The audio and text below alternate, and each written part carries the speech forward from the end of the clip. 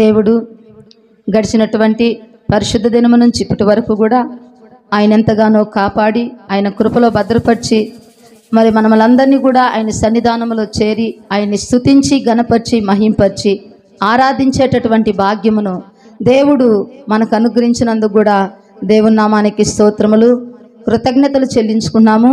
మరి ఇప్పటి వరకు కూడా దేవుడు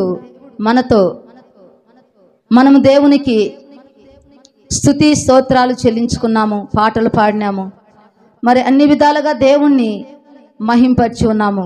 మరి దేవుడు మనతో మాట్లాడుతున్నప్పుడు మనమందరం కూడా చెవియొగ్గి ఆలకించి మరి దేవుని యొక్క నామాన్ని మహింపరిచే వారముగా మనం ఉండాలని దేవుడు ఇష్టపడుతున్నాడు. అటువంటి కృప దేవుడు మనకివ్వాలని దేవుని యొక్క నామములో మరి కీర్తనలు 17వ అధ్యాయము 15వ వచనము.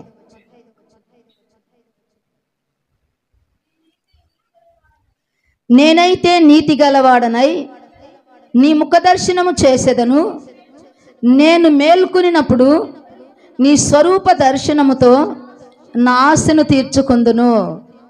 అదే మనము 14వ వచనంలో చూసినట్లయితే, లోకుల చేతిలో నుండి ఈ జీవిత కాలములోనే తమ పాలు పొందిన ఈ లోకుల చేతిలో నుండి నీ హస్తబలము చేత నన్ను రక్షింపుము. నీవు నీ దానములతో వారి కడుపు నింపుచున్నావు. వారు కుమారులు కలిగి తృప్తి నొందుదురు, తమ ఆస్తిని తమ పిల్లలకు విడిచిపెట్టుదురు అని లోకుల నిమిత్తము మరి తెలియజేస్తున్నటువంటి మాట. వారు దేనిలో తృప్తి పడుతున్నారు, వాళ్ళు ఏ విధంగా దేన్ని చూసి వాళ్ళు ఆనందించి తృప్తి పడుతున్నారు అనేది చెప్పి, నేనైతే అంటే ఇక్కడ దావీదు అంటున్నటువంటి మాట, నేనైతే నీతి గలవాడనై నీ ముఖ దర్శనము చేసేదను, నేను మేల్కొనినప్పుడు నీ స్వరూప దర్శనముతో నా ఆశను తీర్చుకొందును. అంటే ఇప్పుడు ఈ లోకములో ఉన్న వాటితో ఈ లోకస్తులు మరి అందరూ కూడా తృప్తిగా ఉంటారు. నేనైతే నా దేవుణ్ణి నేను చూసి ఆయన ముఖ దర్శనము చేసి నా ఆశను తీర్చుకొందును. అంటే నేను నా దేవునిలో నా ఆత్మ సంతృప్తిగా తృప్తి నొందుచున్నది అని మనకు ఇక్కడ తెలియజేస్తున్నట్లుగా మనం చూస్తున్నాం. నేనైతే నీతి గలవాడనై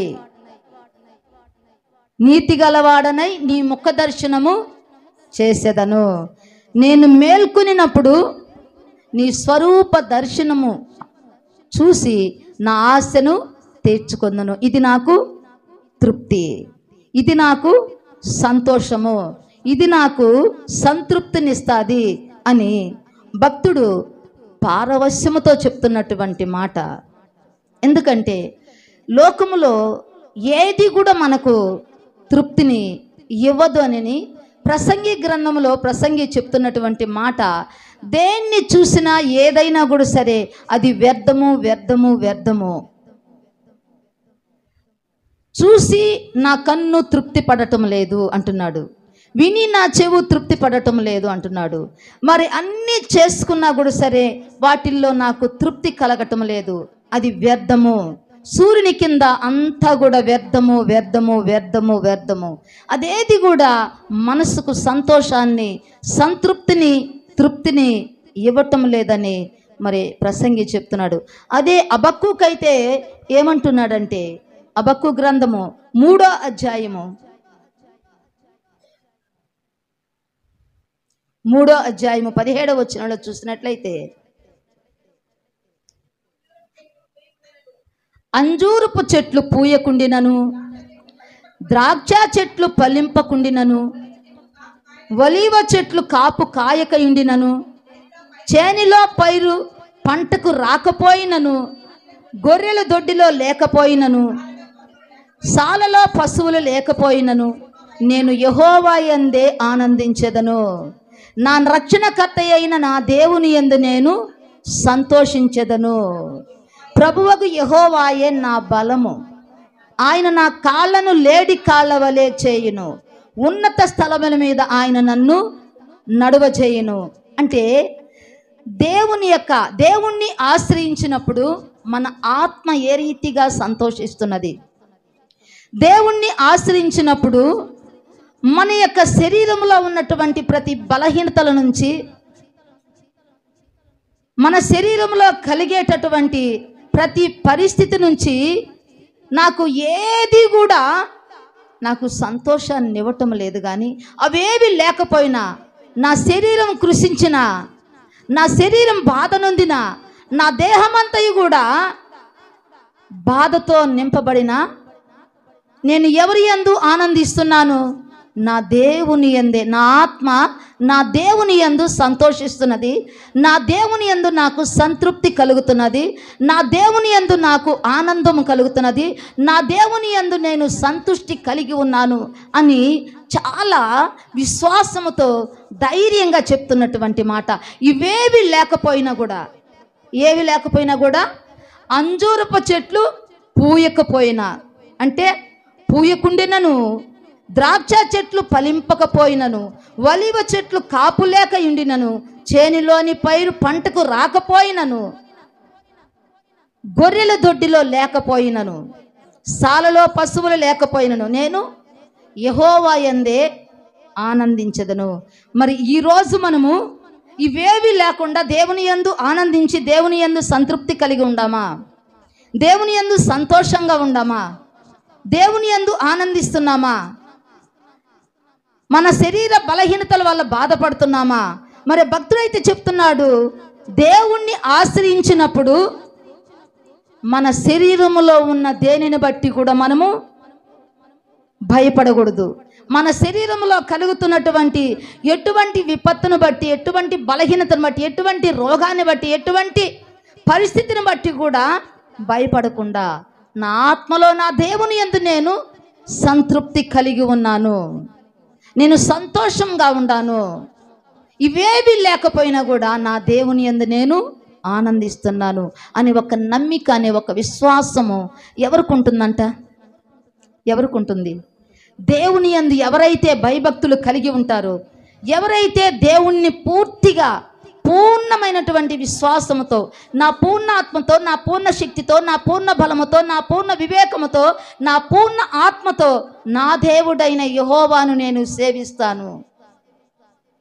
నీకు దేవుడు చెప్పినటువంటి మాటను నువ్వెప్పుడైతే విని, నీ పూర్ణాత్మతో, నీ పూర్ణ శక్తితో, నీ పూర్ణ బలముతో, నీ పూర్ణ వివేకముతో, నీ పూర్ణ ఆత్మతో నీ దేవుడైన యెహోవాను ప్రేమించి పూజించి ఆయన నత్తుకుంటావో, అప్పుడు నీకు ఇలాంటి అనుభవం అనేది నీకు కలుగుతుంది. ఇవేవి నాకు లేకపోయినా కూడా సరే, నా శరీరం క్షీణించిపోయినా కూడా సరే, మరి ఎటువంటి పరిస్థితులు నాకు ఎదురైనా కూడా నా దేవుని యందు నేను ఆనందిస్తాను, నా దేవుని యందు నేను సంతోషిస్తాను. ఎందుకంటే ఆయన నా బలము. ఏమంటున్నాడు? 18వ కీర్తనలో ఏమంటున్నాడు దావీదు? 1వ వచనం, 2వ వచనంలో ఏమంటున్నాడు? యెహోవా నా శైలము, యెహోవా నా శైలము, నా కోట, నన్ను రక్షించువాడు, నా కేడెము, నా ఆశ్రయస్పదము, నా ఉన్నత దుర్గము, నా దేవుడు, నాయన ఆశ్రయించినటువంటి నా దుర్గము, నా దేవుడు, నా ఆశ్రయము, నా బలము, నా కోట, నా కొండ, నా దుర్గము, నా పన్నశాల, నేను ఆశ్రయించేటటువంటి నా కోట. కాబట్టి నాకు భయం అనేది లేదు. నేను దేని యందు ఆనందించి, ఇవేవి కూడా నాకు లేకపోయినా నా దేవుని యందు నేను ఆనందిస్తున్నాను, నా దేవుని యందు నేను సంతోషిస్తున్నాను. ఆయన నా బలం, ఆయన నా ధైర్యము, ఆయన నా విశ్వాసము, ఆయన నా శైలము, నా కొండ, నాకు తోడుగా ఉన్న నా దుర్గము, నా చుట్టూ బలమైన కోట. ఆయన నన్ను ఆదరించి, నన్ను ఆదుకొని, నన్ను నడిపించే నా నాదుడు, నా జీవితానికి నాయకుడు, నా నావకి ఆయన నావికుడిగా ఉండి నడిపించేటటువంటి గొప్ప ప్రధాన యాజకుడు. మరి అలాంటి దేవుడు నాకు తోడుగా ఉండగా నేను దేని యందు భయపడను, నేను దేని యందు దిగులు పడను. నా దేవుడు నాకున్నాడు. నేను తలపెట్టే ప్రతి కార్యంలో నా దేవుడు నాకు తోడుగా ఉంటాడు. నేను ఏ పని పూనుకున్నా నా దేవుడు నాకు తోడుగా ఉంటాడనే ఒక నమ్మిక, అనే ఒక విశ్వాసం, అనే ఒక భక్తి, అనే ఒక భయం కలిగి మనం ఎప్పుడైతే ఆయన ఆనుకుంటామో, ఆయన పైన ఆధారపడతామో, అప్పుడు నీకు సహాయము, సమాధానము, నెమ్మదినిచ్చేటటువంటి దేవుడు. మన పూర్ణ మనసుతో పూర్ణ విశ్వాసం కలిగి మనము దేవుణ్ణి ఆనుకునేటటువంటి వారముగా మనం ఉండాలా. అందుకే అన్నాడు ఆయన, ఇవేవి లేకపోయినా కూడా సరే నాకు ఆయన తోడు. పౌలు గారు ఒక మాట అంటున్నాడు. ఆయన బలహీనత వచ్చినప్పుడు 2 కొరింథీయులకు రాసిన పత్రికమ్మ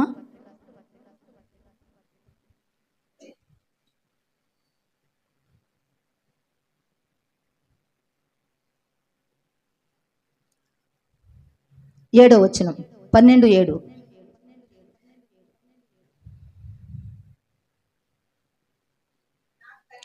నాకు కలిగిన ప్రత్యక్షతలు బహు విశేషముగా ఉన్నందున నేను అత్యధికముగా ఎచ్చిపోకుండు నిమిత్తము నాకు శరీరములో ఒక ముళ్ళు, నేను అత్యధికముగా ఎచ్చిపోకుండా నిమిత్తము నన్ను నలగొట్టుటకు సాతాను యొక్క దూతగా ఉంచబడెను. అది నా యొద్ద నుండి తొలగిపోవాలనని దాని విషయమై ముమ్మారు ప్రభువును వేడుకుంటుని, అందుకు నా కృప నీకు చాలును, బలహీనత యందు నా శక్తి పరిపూర్ణమగుతున్నదని ఆయన నాతో చెప్పెను. కాగా క్రీస్తు శక్తి నా మీద నిలిచిండు నిమిత్తము విశేషముగా నా బలహీనతల యందే బహు సంతోషముగా అతిశయపడుదును. నేనెప్పుడు బలహీనుడను అప్పుడే బలవంతుడను. గనుక క్రీస్తు నిమిత్తము నాకు కలిగిన బలహీనతలలోనే, నిందలలోను, ఇబ్బందులలోను, హింసలలోను, ఉపద్రవములలోను నేను సంతోషించుతున్నాను. ఏది తృప్తి కలిగిస్తున్నది? దేవుని యొక్క మాట. దేవుడేమని చెప్పాడు? నా కృప నీకు చాలు. ఆ మాట ఆయనకి ఏం కలిగించిందంట? తృప్తిని కలిగించిందంట. మరి ఇవేవి కూడా ఆయనకు ఎంచుకోదగినటువంటి బాధగా అనిపించాల. ఇవేవి కూడా లెక్కలోకి తీసుకోలేనటువంటి బాధలుగా ఆయన అనుకోలా. ఎందుకంటే దేవుడు ఒక మాట చెప్పాడు, నా కృప నీకు చాలు, నీ బలహీనతలో నా బలము ఉన్నది. కాబట్టి నువ్వు భయపడద్దు. అది పౌలు గారి యొక్క విశ్వాసము. ఇక ప్రార్థించలా. ఎందుకంటే ఆయన చెప్పినటువంటి మాట ఆధారం చేసుకున్నాడు. ఆ మాటతోనే తృప్తి పడ్డాడు. మరలా అడిగుండాడా ఎక్కడైనా? నాకు ఆరోగ్యం ఇవ్వండి ప్రభు అని అడిగుండాడా? లేదు. నీ బలహీనతలో నా బలము ఉన్నది, నా కృప నీకు చాలు. ఈ మాట మరి పౌలు గారికి తృప్తినిచ్చిందంట. అక్కడి నుంచి ఇప్పుడు ఎన్ని విపత్తులు వచ్చినాయి అంటున్నాడు. నేనెప్పుడు బలహీనుడను అప్పుడే బలవంతుడను. నేనెప్పుడు బలహీనుడను, నేనెప్పుడు శక్తిహీనుడను అప్పుడే నేను శక్తిమంతుడును. నా బలహీనతలోనే దేవుని యొక్క బలము దాగి ఉన్నది. గనుక క్రీస్తు నిమిత్తము నాకు కలిగిన బలహీనతలోను, నిందలలోను, ఇబ్బందులలోను, హింసలలోను, ఉపద్రవములలోను నేను సంతోషిస్తున్నాను. కష్టం వచ్చినప్పుడు సంతోషిస్తామా? మనము బాధ వచ్చినప్పుడు మనం సంతోషిస్తామా? ఒక వ్యాధి వచ్చినప్పుడు నా దేవుడు నాకున్నాడు, నా దేవుని దగ్గరికి వెళితే నాకు సహాయం కలుగుతుంది, నా దేవుడు నాకు సహాయం చేస్తాడు అనే ఒక నమ్మిక అనేది మనకు ఉన్నదా? ఆ స్థితిలో దేవుణ్ణి మనము మహింపరచగలమా? మహిమపరచగలిగిన వారే దేవుడు నాకున్నాడనే ఒక తృప్తి. లోకులు దేనితోనైనా తృప్తి పడవచ్చు.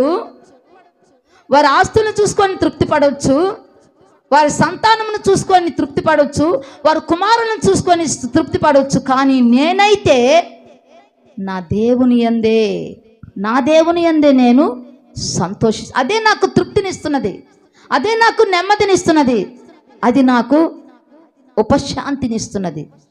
నా దేవుడు నాకు చాలు, నా దేవుడు నాకు తోడు, నా దేవుడు నాకు నీడ, నా దేవుడు నిత్యము నాతో ఉండి నడిపిస్తున్నాడు. నేను ఎటువంటి ఇబ్బందుల్లో పడకుండా, ఎటువంటి ఇరుకుల్లో పడకుండా నా దేవుడు నన్ను వెన్ను తట్టి ధైర్యపరిచి, నేను నీకున్నాను, నా కుమారుడా, నా కుమార్తె, నీకు నేను తోడుగా ఉన్నాను, నువ్వు భయపడొద్దు అని ఆయన చెప్పేటటువంటి మాట మనకు తృప్తిని, ధైర్యాన్ని ఇస్తుంది. అదే ఇక్కడ పౌలు గారికి తృప్తిని, ధైర్యాన్ని ఇచ్చినటువంటి మాట. అదే ఫిలిప్పీయులకు రాసిన పత్రిక 4వ అధ్యాయము 11వ వచనం చూడమ్మా. నాకు కొదవ కలిగినందున నేనీలాగూ చెప్పటలేదు, నేనే స్థితిలో ఉన్నాను ఆ స్థితిలో సంతృప్తి కలిగి నేర్చుకొని ఉన్నాను. దీన స్థితిలో నెరుగుదును, సంపన్న స్థితిలో నెరుగుదును. ప్రతి విషయములోను, అన్ని కార్యములలోను కడుపు నిండి ఉండుటకును, ఆకలి కొని ఉండుటకును, సమృద్ధి కలిగి ఉండుటకును, లేనిలో ఉండుటకును నేర్చుకొని ఉన్నాను. నన్ను బలపరచువాని యందే నేను సమస్తమును చేయగలను. అది నాకు తృప్తి. నన్ను బలపరచువాని యందే నేను సమస్తమును చేయగలను. నా దేవుడు నాకు బలం, నా దేవుడు నాకు ధైర్యము, నా దేవుడు నాకు తోడుగా ఉన్నాడు. కాబట్టి నన్ను బలపరచువాని యందే నేను సమస్తమును చేయగలను అనే ఒక నమ్మిక, అనే ఒక తృప్తి మనకు కావాల. ఆ తృప్తి లేకపోతే మనము ఏది కూడా సాధించలేము, ఏది కూడా సాధించలేము. ఒక చిన్న వస్తువు కొరకు ప్రార్థన చేస్తాం అంటే మనకు తగినటువంటి స్థితిలో ఇది నాకు కావాలి ప్రభువా అన్నప్పుడు దాన్ని దేవుడిస్తాడు. దానితో మనం తృప్తి చెందలేము కదా, తృప్తి చెందలేము. దానికంటే ఇంకా మన యొక్క ప్రార్థన ఎట్టుంటుందంటే దానికంటే ఇంకొంచెం బెటర్గా, ఇంకొంచెం బెటర్గా అనేది ఈ యొక్క లోకపరమైనటువంటి ఆశీర్వాదాల కొరకు మన ప్రార్థనని ఎక్స్టెండ్ చేసుకుంటామే కానీ ఆత్మీయంగా దేవుడు నాకు, ఆయన స్వరము నేను వినాలా, ఆయనతో నేను మాట్లాడాలా, ఆయన నన్ను ధైర్యపరచాలా, నాకు తోడుగా ఉండాడని, నా దేవుడు నాకు తోడుగా ఉండాడనే ఒక విశ్వాసం నాలో కలగాల అనేటటువంటి మనసు, అనేటువంటి ప్రార్థన మనం చేయగలమా? చేయగలిగినప్పుడు మాత్రమే మన ఆత్మకు తృప్తి. అబక్కు అన్నట్టుగా నాకు ఇవేవి లేకపోయినా కూడా నా దేవుని యందు నేను సంతోషిస్తాను, అది నాకు తృప్తి. ఎందుకంటే ఆయన నా బలం. అదే మాట అంటున్నాడు, నన్ను బలపరచువాని యందే నేను సమస్తము కూడా చేయగలను. నాకేది కూడా సరే అసాధ్యమైంది కాదు. దేవుణ్ణి నమ్మిన వారికి ఏది కూడా అసాధ్యమైంది కాదు. దేవుడు ఏమంటున్నాడు, నాకు అసాధ్యమైన కార్యం అంటూ ఏదైనా ఉన్నదా? అదేవిధంగా తను నమ్మిన బిడ్డలకి కూడా చెప్తున్నటువంటి మాట, నువ్వు దేవుణ్ణి నమ్మితే నీకు అసాధ్యమైంది ఏది కూడా ఉండదు. నువ్వు ఏ స్థితిలోనైనా దేవుణ్ణి నమ్మి దేవుని పాదాల దగ్గరకు వచ్చి ఆయన్ని నువ్వు అడిగినప్పుడు ఆయన నీకు సంతోషాన్ని, సంతృప్తిని, ఆనందాన్ని ఇస్తాడు. దానిలో మనము తృప్తి చెందాలా, దానిలో మనము ఆనందించాలా. అదేమ్మా చదువు అన్నాడు, నన్ను బలపరచువాని యందే నేను సమస్తమును చేయగలను అన్నాడు. చాలమ్మా. అదేవిధంగా మరి ప్రభువు కూడా ఒక మాట అంటున్నాడు. పౌలు గారు తిమోతితో ఒక మాట అంటున్నాడు. 1 తిమోతి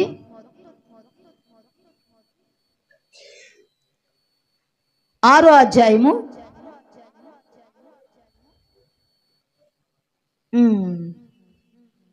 6వ వచనం, సంతుష్టి సహితమైన దైవభక్తి గొప్ప లాభ సాధనమై ఉన్నది. మనం ఈ లోకంలోనికి ఏమీ తేలేదు, దీనిలో నుండి ఏమీ తీసుకొని పోలేము. కాగా అన్న వస్త్రములు గలవారమై ఉండి వాటితో తృప్తి పొందియుందుము. ధనవంతులగుటకు అపేక్షించువారు శోధనలోను, ఉరిలోను, అవివేకయుక్తములను హానికరములనైన అనేక దురాశలలోనూ పడుదురు. అట్టివి మనుషులను నష్టములోను నాశనములోను ముంచివేయును. ఎందుకనగా ధనాపేక్ష సమస్తమైన కీడులకు మూలము. ధనాపేక్ష ఇది దేవుళ్ళో మనము దేవుని యందు తృప్తి పడేటప్పుడు, ఇది దేవుని యందు ఆనందించి, దేవుని యందు సంతోషించి, దేవుని యొక్క వాక్యంలో, దేవుని యొక్క ప్రార్థనలో, దేవుని యందు విశ్వాసం ఉంచి దేవునిలో నడిచేటటువంటి వారికి ఇది భిన్నంగా ఉండేటటువంటి విషయం. ఎందుకంటే ధనాపేక్ష, ఈ యొక్క ధనాపేక్షలో ఉన్నటువంటి ఈ ఆశ దేవుని మీద మనకు దృష్టిని నిలపనీయదు. దేవుని యందు మనము సంతోషంగా ఉండలేము, దేవుని యందు మనం సంతృప్తి కలిగి ఉండలేము. ఎందుకంటే ఈ ధనము ఒక్కసారి మనకు ఆ ధనం మీద ఆశ కలిగిందంటే దాన్ని పెంపొందించటానికే, దాన్ని ఇంకా గొప్ప చేయటానికే దాని మీద మన యొక్క ఆలోచన అంతా కూడా తిరుగుతూ ఉంటుంది. కాబట్టి దాని మీదకి మీరు మనసు మళ్ళించుకోవద్దు అని తిమోతితో అంటున్నాడు. అన్న వస్త్రములు కలిగి తృప్తిగా ఉండండి, తృప్తి కలిగి ఉండండి. ఎందుకంటే ధనాపేక్ష సమస్తమైన కీడులకు మూలము. అట్టి వాటిలో పడొద్దు. అట్టి వాటిలో పడి ఇక్కడ కొందరు దానిని ఆశించి విశ్వాసము నుండి తొలగిపోయారంట. విశ్వాసము నుండి తొలగిపోయి నానా బాధలతో తమ్మును తామే పొడుచుకున్నారంట. అదేవిధంగా ఎబ్రీయులకు రాసిన పత్రిక 13వ అధ్యాయము 5వ వచనంలో మనం చూసినట్లయితే అది మీకు కలిగిన వాటితో ధనాపేక్ష లేని వారై మీకు కలిగిన వాటితో తృప్తి పొందియుండుడి. నిన్ను ఏమాత్రమును విడువను, నిన్ను ఎడబాయను అని ఆయనే చెప్పిన కదా. కాబట్టి ప్రభువు నాకు సహాయుడు, నేను భయపడను. నరమాత్రుడు నాకేమి చేయగలడు అని మంచి ధైర్యముతో చెప్పగలవారమై ఉండాలా.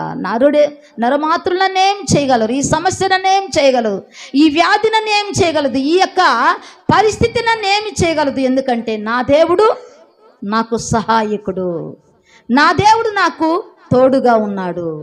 ఇమ్మానుయేలు మనకు తోడుగా ఉన్నటువంటి దేవుడు అని ధైర్యంగా చెప్పగలిగేటటువంటి విశ్వాసం అనేది మనలో ఉండాల, నమ్మకం అనేది మనలో ఉండాలా. దేవుని యందు మనము తృప్తి కలిగి ఉండాలా. ఇచ్చిన వాటితోనే మనము తృప్తి చెందాలా. ఇచ్చిన వాటితోనే దేవుణ్ణి మనము గణపరచాలా. ఇచ్చిన వాటితోనే దేవుణ్ణి మనము మహింపరచాలా. లేని వాటి కొరకు ఉన్న వాటిని నిర్లక్ష్యం చేయకూడదు. అంటే లేని వాటిని మనము కావాలని ఉన్న వాటిని ఏం చేస్తాము, తృణీకరిస్తాము. కాబట్టి ఉన్న వాటితోనే మనము తృప్తి కలిగి ఉండాలి. ఏమంటున్నాడు ఇక్కడ, నిన్ను ఏమాత్రమును విడువను ఎడబాయను, ప్రభువు నాకు సహాయము. ఎవరు మనకు సహాయము? మనుషుల సహాయము వ్యర్థము, రాజుల సహాయం వ్యర్థము. దేవుని సహాయం మనకు కావాలి. దేవుడు నాకు సహాయం, కొండల తట్టు నా కనులెత్తుచుండగా నాకు సహాయం ఎక్కడి నుండి వచ్చినంటే యెహోవా వలనే నాకు సహాయము కలుగును. దేవుని వలనే నాకు సహాయము, దేవుడే నాకు ఆధారము, దేవుడే నాకు సమస్తము కూడా అనుగ్రహించేటటువంటి ఆయన ప్రధానమైనటువంటి అన్నిటినీ ఇవ్వగలిగినటువంటి ప్రథముడు. ప్రతి వాటిని కూడా ఆయన ధనాగారములో దాచి మన కొరకు ఇవ్వటానికి ఎదురు చూసేటటువంటి దేవుడు. మన కొరకు వాటన్నిటిని కూడా దాచిపెట్టి మనకు ఇచ్చి సంతోషపడేటటువంటి దేవుడు మనకు తోడుగా ఉన్నాడు. కాబట్టి మనము దేనికి కూడా భయపడకూడదు, దేనికి కూడా మనము దిగులు పడకూడదు. దావీదు అన్నట్లుగా 17వ కీర్తన 15వ వచనంలో అన్నటువంటి మాట, నేను ఆయనను నా కన్నులారా చూసి నేను నా ఆశను తీర్చుకుందును, నేను సంతృప్తిగా ఉందును. యెహోవా నా కాపరి, నాకు లేమి కలగదు అనే సంతృప్తి ఆ కీర్తనంతా ఒక్కసారి చదవండి అమ్మా. 23వ కీర్తనంతా. యెహోవా నా కాపరి, నాకు లేమి కలగదు. పచ్చిక గల చోట్లను ఆయన నన్ను పరుండజేయుచున్నాడు. శాంతికరమైన జలముల యొద్దకు నన్ను నడిపించుచున్నాడు. నా ప్రాణమునకు ఆయన సేద తీరుస్తున్నాడు. తన నామమును బట్టి నీతి మార్గములో నన్ను నడిపించుచున్నాడు. గాఢాంధకారపు లోయలలో నేను సంచరించినను ఏ అపాయమునకు భయపడను. నీ దుడ్డు కర్రయు నీ దండమును నన్ను ఆదరించును. నా శత్రువుల ఎదుట నీవు నాకు తోడయుందువు. నీ దుడ్డు కర్రయు నీ దండమును నన్ను ఆదరించును. నా శత్రువుల ఎదుట నీవు నాకు భోజనము సిద్ధపరచుదువు. నూనెతో నా తల అంటి ఉన్నావు. నా గిన్నె నిండి పొల్లుచున్నది. నేను బ్రతుకు దినములన్నీ కృపాక్షేమములే నా వెంట వచ్చును. చాలమ్మా, ఇది నాకు ఎంత తృప్తినిస్తుందంటే అంత తృప్తిని. యెహోవా నా కాపరి, నాకు లేమి కలగదు. ఆయన నాకు తోడుగా ఉంటే నాకు ఏ కొదవ లేదు, ఏ లేమి లేదు, ఏ బాధ లేదు. ఇవేవి నాకు లేకపోయినా కూడా సరే, నా దేవుడు నా క్షేమాధారము, నా జీవనాధారము, నా పోషణాధారము, నా సంరక్షణాధారము, నా ప్రాణాధారము. ఆయన నా ప్రాణానికి మూలము, నా జీవితానికి మూలము, నా జీవనానికి మూలము, నా బ్రతుకుకు మూలము. నన్ను నడిపించే నా నాయకుడు, నాకు ముందు వెనక ఇరుప్రక్కల నన్ను ఆవరించి ఏ కీడులో పడకుండా ఆయన చక్కని త్రోవలో నన్ను నడిపిస్తున్నటువంటి నా నాథుడు, నా ప్రాణనాథుడు, నా ప్రియుడు, నా దేవుడు నాకుండగా ఈ లోకంలో నాకు ఏది కూడా అక్కరలేదు. ఈ లోకంలో నాకు ఏది కూడా అక్కరలేదు అనే ఒక తీర్మానము, అనే ఒక విశ్వాసము, అనే ఒక నమ్మిక ప్రతి ఒక్క విశ్వాసి కలిగి ఉండాలి. నా దేవుడు నాకు సహాయము, నా దేవుడు నాకు తోడు, నా దేవుడు నాకు సమస్తము చేయగలిగినటువంటి సమర్థుడు. ఆనాడు చేసినటువంటి దేవుడు ఈనాడు చేయటానికి ఆయన సమర్థత కలిగినటువంటి దేవుడు, శక్తి కలిగినటువంటి దేవుడు. ఆయన మాట ఇచ్చి నెరవేర్చేటటువంటి దేవుడు. నేను మాట ఇచ్చి తప్పిపోతా, కానీ నా దేవుడు మాట ఇచ్చి తప్పిపోయేటటువంటి దేవుడు కాదు. నా దేవుడు మాట ఇచ్చి నెరవేర్చేటటువంటి దేవుడు. నా పట్ల ఆయన కార్యాలను నెరవేరుస్తాడు. ఆయన రాజ్యములో నేను ఉంటా, ఆయనతో నేనుంటా. నా నీతి, నా భక్తి, నా విశ్వాసం నా దేవునితో నన్ను ఉంచుతుంది. నా నీతిని నేను కాపాడుకునే విధంగా, నా భక్తిని నేను కాపాడుకునే విధంగా విశ్వాసముతో ముందుకు నడిచేటటువంటి కృప నా దేవుడు నాకు ఇవ్వాలా. నా దేవుడే నాకు సమస్తానికి కూడా ఆధారభూతుడుగా ఉన్నాడు. కాబట్టి అట్టి దేవుణ్ణి నేను కలిగి ఉండా, అట్టి దేవుణ్ణి నేను నమ్ముకొని ఉండా, అట్టి దేవుణ్ణి నేను వెంబడిస్తా ఉండా. అట్టి దేవుడు నాకు తోడుగా ఉండాడు అనే ఒక ధైర్యంతో చెప్పగలిగినటువంటి విశ్వాసం మనం అందరం కలిగి ఉండటానికి దేవుడు మనకు తెలియజేస్తున్నాడు.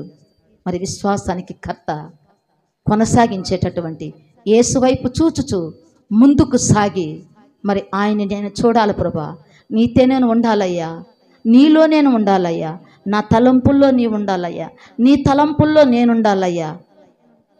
పరిశుద్ధత కలిగి నీతో నేను ఉండేటటువంటి కృప, భాగ్యం నాకు దయచేస్తావని మనమందరం కూడా ప్రార్థన చేసుకుందాం. అందరం కూడా మోకరించి ప్రార్థన చేసుకుందాం. అందరం కూడా మోకరించి, ప్రభువా నాతో నువ్వు ఉండయ్యా, నీతో నన్ను నడిపించు తండ్రి. నా చేయి పట్టుకో ప్రభా, ఎందుకంటే నేను నీ చేయి పట్టుకుంటే నేను విడిచిపెట్టేస్తానేమో, కానీ నువ్వు నా చేయి పట్టుకుంటే ఎప్పటికీ విడవవు నాయనా. కాబట్టి నా చేయి పట్టుకొని నీ చక్కని త్రోవలో నన్ను నడిపించు ప్రభువా. నీ ఉన్నతమైనటువంటి స్థలానికి నన్ను నడిపించు నాయన. నీ ఉన్నతమైనటువంటి మార్గంలో, నీ నీతి కలిగినటువంటి మార్గంలో నన్ను నడిపించు నాయన అని మనం అందరం కూడా దేవుణ్ణి అడుగుదాం. దేవుని దగ్గర మరి మనము మన హృదయాలను కుమ్మరించుకొని దేవుని యొక్క కృపను పొందుకుందాం. అందరము కూడా ప్రార్థన చేద్దాం. అందరం కూడా ప్రార్థన చేస్తాం. స్తోత్ర నాయన పరిశుద్ధుడా, హల్లెలూయా. స్తోత్ర నాయన, స్తోత్ర నాయన, స్తోత్ర నాయన, స్తోత్రమయ్యా, స్తోత్రమయ్యా, స్తోత్రమయ్యా, స్తోత్రమయ్యా. అయ్యా స్తోత్రం నాయన, స్తోత్రం నాయన, స్తోత్రం నాయన, స్తోత్రం నాయన, స్తోత్రం నాయన. హల్లెలూయా. స్తోత్రం స్తోత్రం స్తోత్రం స్తోత్రం స్తోత్రం స్తోత్రం స్తోత్రం స్తోత్రం స్తోత్రం నాయన. పరిశుద్ధాత్మ దేవుడా నీకు వందనాలు, స్తోత్రాలు నాయన. కృపామయుడా, దయామయుడా, ప్రేమమయుడా నాయన, పరలోకమందున నా తండ్రి నీకు స్తోత్రం నాయన, స్తోత్ర నాయన, స్తోత్ర నా ప్రభా. అయ్యా ఇదిగో నా తండ్రి నాయన, నీ కృప నా తండ్రి నాయన, మాకు లేని క్షణము నా తండ్రి, మా జీవితాలు నా తండ్రి నాయన ఏ పాటివయ్యా, నువ్వు లేని క్షణము నాయన మాకు శూన్యమే నా ప్రభా. నీకు స్తోత్ర నాయన, స్తోత్ర నా తండ్రి. నీవు మాకుండగా నాయన ఈ లోకంలో మాకేది కూడా నాయన అక్కరలేదు నా ప్రభా. నీకు స్తోత్ర నా తండ్రి. ప్రభా మా సహాయము నీవే నాయన, మా సమాధానం నీవే నా తండ్రి. మా మార్గము నాయన, మా జీవము నాయన, మా త్రోవలో వెలుగై ఉన్న దేవుడు నా తండ్రి. నీకు స్తోత్ర నాయన, స్తోత్ర నాయన. కనికరించు నా ప్రభా, కృపను అనుగ్రహించు నాయన. నీ దీవెన, నీ ఆశీర్వాదమును మాకు దయచేయండి ప్రభువా. తండ్రి నీ చిత్తములో నడిపించు నాయన. మా పూర్ణాత్మతో, మా పూర్ణ శక్తితో, మా పూర్ణ బలముతో, మా పూర్ణ వివేకముతో నాయన, మా పూర్ణాత్మతో నిన్ను సేవించి నాయన, నిన్ను సన్నుతించే బిడ్డలుగా నా తండ్రి నాయన మమ్మల్ని నాయన ఆయుత్తపరచండి అయ్యా.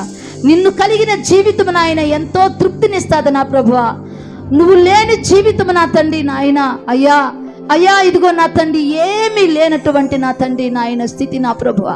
నువ్వున్న జీవితం నాయన అన్నీ ఉన్నట్టే నా ప్రభా, అన్నీ ఉన్నట్టుగానే నా తండ్రి నాయన దావీదు నా ప్రభా. అయ్యా 23వ కీర్తనలో చెప్తున్నాడు కదా నా ప్రభా, నా బ్రతుకు దినములంతా కూడా కృపాక్షేమములే నా వెంట వచ్చును, చిరకాలం నేను యెహోవా మందిరంలో నివాసము చేస్తాను.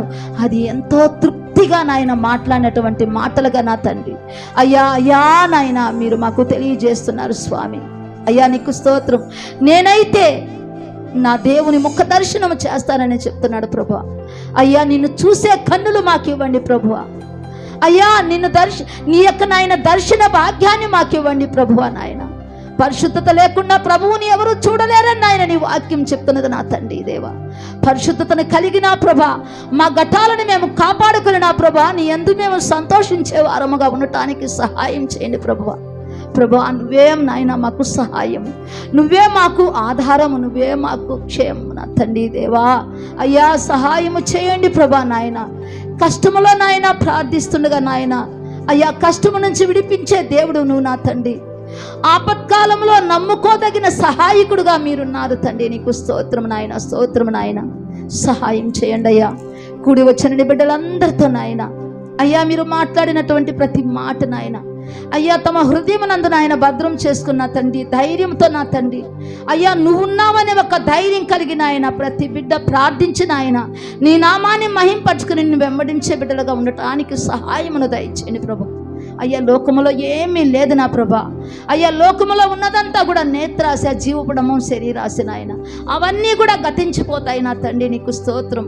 నీ ప్రేమ నాయన, నీ ఆదరణ, నీ సమాధానం, నీ రాజ్యము నాయన శాశ్వతముగా ఉంటుంది నా ప్రభా.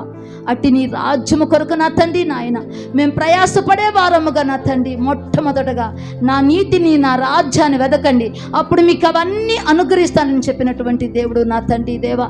నీ నీతిని వెతికే వారముగా, నీ రాజ్యాన్ని వెతికే వారముగా మమ్మల్ని మీరు ఆయుత్తపరిచి నడిపించి సహాయమును దయచేయమని అయ్యా నీ బిడ్డలైన వారందరినీ చేతులు కప్పచెప్పుకుంటూ ఈ మాటలు విన్న ప్రతి బిడ్డలని చేతులు కప్పచెప్తున్న ఆయన మీ చిత్తం, మీ ఆలోచన మా పట్ల జరిగించిన ఆయన మీరే మహిమ తెచ్చుకొని ఘనత తెచ్చుకోమని నేను వేడుకుంటూ ప్రార్థిస్తున్నా ప్రభా. నీ చిత్తం మా పట్ల జరిగించిన ఆయన మీరే మహిమ, ఘనత, ప్రభావములు తెచ్చుకోమని మరలా మేము కూడి స్థలంలో నేను స్తుతించి ఘనపరిచి మహింపరిచి అంతవరకు కూడా మా ప్రాణాత్మ శరీరాన్ని చేతులు కప్పచెప్పుకుంటూ మీకే స్తుతి స్తోత్రాలు చెల్లించుకుంటూ మా దేశ నాయకులు, రాష్ట్ర నాయకులు, ప్రభుత్వ అధికారులు, ప్రధానుని చేతులు కప్పచెప్పుకుంటూ మా సేవకుల్ని, సేవకురాలను, మా పరిచర్యనంతటిని కూడా నాయన అయ్యా ప్రతి సేవకుడిని, సేవకురాలని అయ్యా నీ విశ్వాస గృహానికి చేరిన ప్రతి బిడ్డని చేతులు కప్పచెప్పుకుంటూ మీకే స్తుతి స్తోత్రాలు చెల్లించుకుంటూ ప్రభువైనటువంటి యేసుక్రీస్తు నామంలో వేడుకొని ప్రార్థిస్తున్నాము తండ్రి. ఆమేన్. నా ప్రాణమా యెహోవాను సన్నిధించు, నా అంతరంగమునున్న సమస్తమైన పరిశుద్ధ నామమును సన్నిధించు. నా ప్రాణమా యెహోవాను సన్నిధించు, ఆయన చేసిన ఉపకారంలో దేనిని మరువకము. ఆమేన్.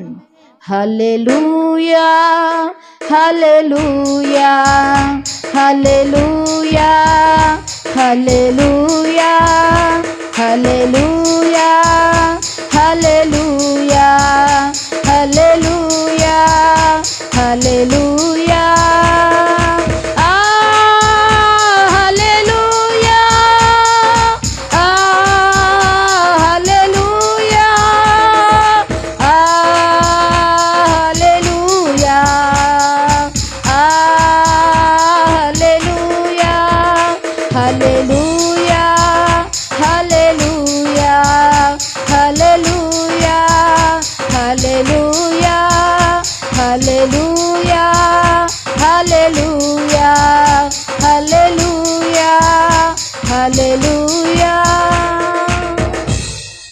హల్లెలూయా, హల్లెలూయా, హల్లెలూయా.